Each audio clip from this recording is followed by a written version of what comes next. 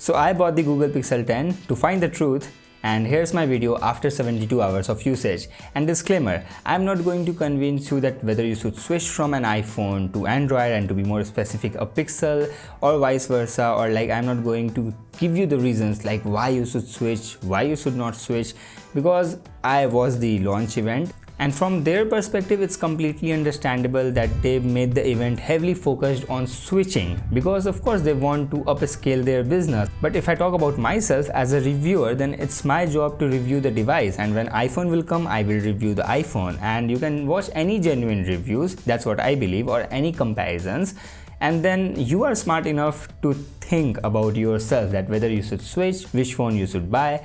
Depending upon your requirements, your needs, and your circumstances, you are smart enough to judge. So I'm not here to convince you, but this is also not a review video, that will come after few days, so you can subscribe the channel for that. Alright, starting first with battery and performance, then I'm impressed with the battery life. In the first cycle I got 7 hours of screen on time, which is pretty good for a 5000 mAh battery. But again, it's too soon to judge. I have to go through more cycles and then I can come up with a better conclusion, because right now in that first cycle it was mostly on Wi-Fi and the usage pattern was also very light. But talking about charging, there is no charger inside the box, and the original adapter of Pixel, which is available on Google Store, is actually very expensive. So that's my complaint. I mean, yeah, it's a 45 watt adapter, but it's very expensive. So overall battery is looking good. And yeah, if you're wondering, then the Tensor G5, the processor which is used inside this phone, is made by TSMC this time, not Samsung. So that's a very good move, and I can definitely see that TSMC fabrication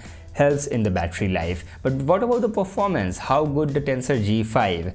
Then see, it's definitely not for gamers. If you're a gamer, there are a lot of Chinese phones. If you want to stay in the Android world, then there are a lot of Chinese phones. And if you want iPhone, then of course iPhone is good for gaming, then buy those phones. This phone is not for gamers. But apart from that, 99% of the users, what do you do in your phone? Like browsing the internet, scrolling social media, posting on social media, clicking photos, editing photos, checking emails, using ChatGPT, like all those general tasks, it will do without any problem. And in my first 72 hours, I haven't faced any problem. So for 99% of the people, I would say that don't fall for the benchmark results. That's why I'm not even showing you.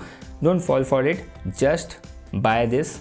Even in the long run, I have Pixel 7 Pro and it is still snappy, still fast, and that comes with horrible G2 sensor, and still that's very fast thanks to software implementation as well, because software plays a very important role as well, on which I will come. Yeah, the Pixel UI, the Material UI they say, is just fantastic, and I'm so glad that I switched back to Pixel and I'm again able to use the stock UI on the Google Pixel 10. I just love this software, and we all know how smart Google Pixel phones are, and now with the extra AI capabilities, they just took the game to the next level. The software is so good, plus the software supports 7 years of major Android updates. Is crazy. So I don't think there is any problem considering performance as well as software. Both things are sorted. However, to be very honest, I haven't used any AI features, like I haven't explored much the magic cues and the other AI features. I will definitely cover those things thoroughly in my full review. So if you're liking the video so far, make sure to subscribe the channel for that. Alright, now if we talk about the display, then display is actually very good. I watched Netflix, YouTube, HDR compatibility is there, plus display brightness is also nice in outdoors. However, unfortunately, there is no sunlight from last 2 days, so I couldn't check the brightness in direct sunlight, but I'm confident that this is going to be bright enough. However, two things I saw on Twitter, first from Technologue aka Harsh Bhaiya. He mentioned that he got a lot of scratches on his display just while setting up the phone, like in just 5 minutes of usage. He saw plenty of scratches on his display. So after watching his tweet, I just ran to the local shop and then I applied a screen protector on it, a local screen protector. Anyway guys, now talking about the haptic feedback, then again, I mean, that is brilliant. The vibrations are quite strong, definitely more stronger on the bottom part, but still well distributed around the whole phone, that it will give you a solid and premium feel. But the implementation is even amazing. Even in ChatGPT, when you give a prompt and it will, go from left to right to give you the answers, it's just the motors goes like dot dot dot dot dot dot dot dot, and it feels so good. It feels like, yeah, ChatGPT is actually giving you the response. You can actually connect. So definitely the implementation is so good. Now talking about the cameras, starting with wide and ultra wide lens, then you will see the typical pixel photos, rich in contrast, close to natural, but still it's not the best. And considering other flagship, if you start comparing, then it will fall short. I mean, comparing to the last year model Pixel 9, the primary lens and the ultra wide lens in the Pixel 10 is downgraded. In Pixel 9 you got bigger aperture and more megapixels as compared to Pixel 10. So this is true with a mediocre hardware. No matter how good the camera optimization is, you cannot outclass a camera setup with a better hardware, and that is definitely visible here. Although I don't have anything to compare, but I can still say by zooming into the photos. But still, in general, the photos are good. Talking about portrait shots, then that also looking improved to me. The skin tones and the edge detection is looking improved, but still sometimes it gives you inaccurate results, and the 2x digital zoom is the main problem. I mean, that focal length is absolutely love, but the problem is that it's a digital zoom, so if the light is less, it makes the color look like water painting or very pixelated, which is not going to give you a flagship type of feel at all. And talking about the new telephoto lens, then this is looking good. It's usable even at 20x digital zoom. If the lighting situation is good, again you can use, but in most of the scene, I guess most of the people are going to shoot at 5x or 10x digital zoom, not more than that. But since the aperture size is very big in the telephoto lens, I'm curious to test it more in the artificial lights and low lighting scenarios where I'm 100% sure it is going to struggle. But 5x telephoto lens is a great addition because it gives you extra versatility to shoot. Like in a scenario like this, when you can't get closer to the subject, you have the option to go 5x or 10x zoom and you can take your shot. And also in this video, for example, like if I go any closer to the subject, it would ruin this beautiful moment for obvious reasons.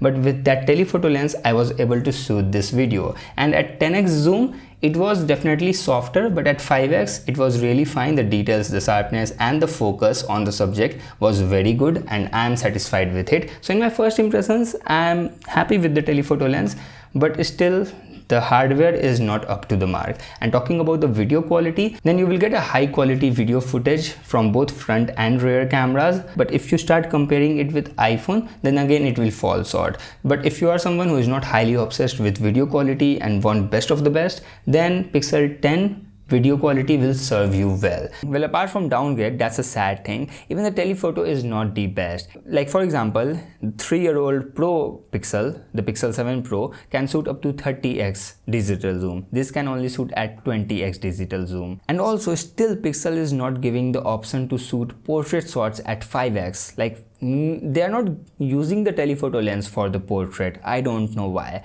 So these are the two complaints. Definitely first the downgrade in the primary lens and the ultra wide lens, and then yeah, you downgraded those lens because of a telephoto lens, but that telephoto lens is also not the best. Definitely they have disappointed a little bit in the camera, but more solid take in review. Talking about the build quality and design and in-hand feel, then see, it's a small phone comparing to the Chinese phones or the Pixel Pro XL, S25 Ultra or iPhone Pro Max. This is definitely small considering that, and I'm still happy that Samsung, Apple and Pixel is giving these type of phones with this size, because this feels just too good. Also the build quality is top notch, very premium, and for me this design is the best looking design in any smartphone. So I am in love with the design, the in-hand feel and the build quality, and definitely I like the size of the phone as well. So no problems here, and so far I haven't seen any bugs in the phone in the first 72 hours of usage. If I notice any bugs or any problem, then I will definitely mention those in my full review. And if you have any questions related to this, you can comment. I will pick some of your questions. So if you have any, drop them, and please write the comment in details so I can understand that what exactly you want to see in comparison. And if you like the video, then make sure to subscribe the channel, and thank you so much for watching. I will see you in the next one. Until then, bye bye, take care.